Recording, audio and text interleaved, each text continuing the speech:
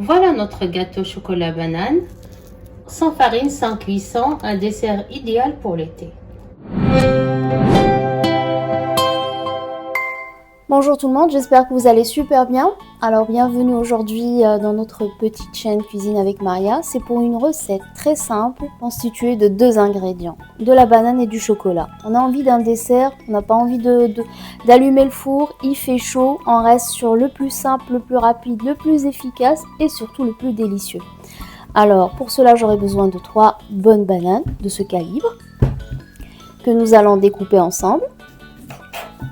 Bien sûr, sans vous le rappeler, il y a un petit bouton en bas, une petite clochette.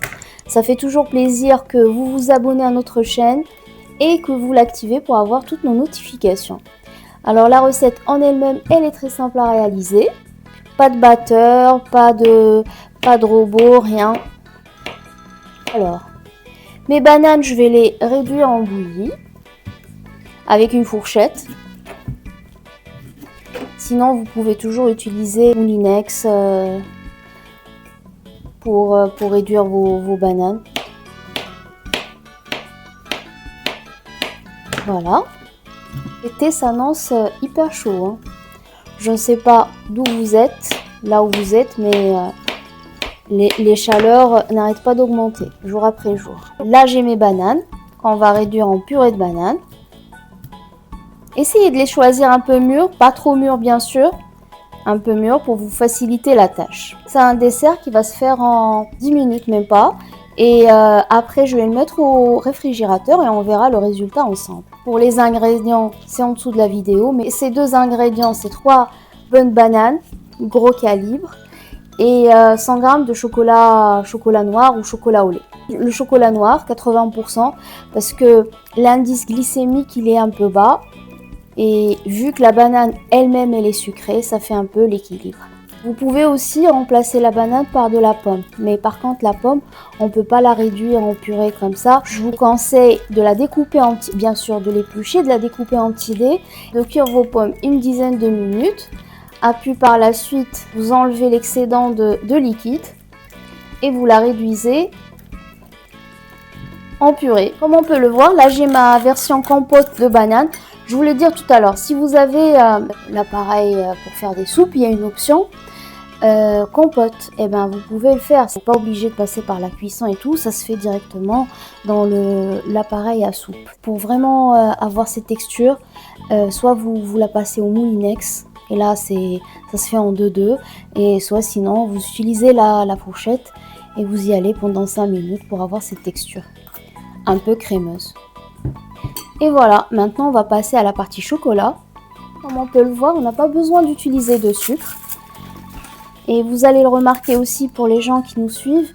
Dans notre chaîne, on essaie de minimiser les quantités de sucre dans toutes nos recettes. Et d'équilibrer, soit par des fruits, soit par du miel aussi, du sirop d'agave. Là, je vais découper mon chocolat grossièrement. Et je vais le faire fondre au bain-marie. Je vais pas le faire fondre au micro-ondes parce que parfois ça a tendance un peu à brûler le chocolat. Et pour ne pas brûler le chocolat, il faut rajouter un corps gras, genre un peu d'huile végétale ou du beurre. Et j'ai pas trop envie. J'ai envie d'avoir un dessert mais vraiment équilibré, un dessert qui fait plaisir, un dessert bon pour la santé. Alors là, je vais mettre le chocolat fondre au bain-marie et on revient. Là, j'ai fait fondre mon chocolat au bain-marie. Voilà. Sans matière grasse, je vais incorporer à mon mélange.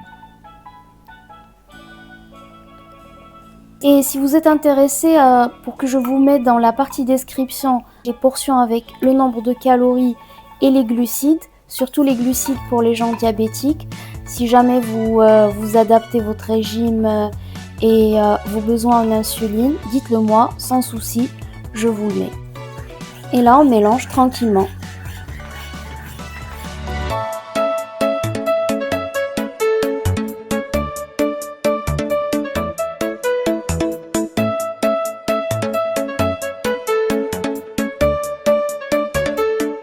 On n'a pas envie d'allumer le four, on n'a pas envie d'utiliser le batteur, on a envie de faire un truc simple et de changer un peu du registre des glaces. On se fait un petit dessert comme ça, équilibré, frais. Mon moule il fait 18 cm. J'ai mis du film alimentaire pour que ça colle pas. Et là, je verse tranquillement mon mélange.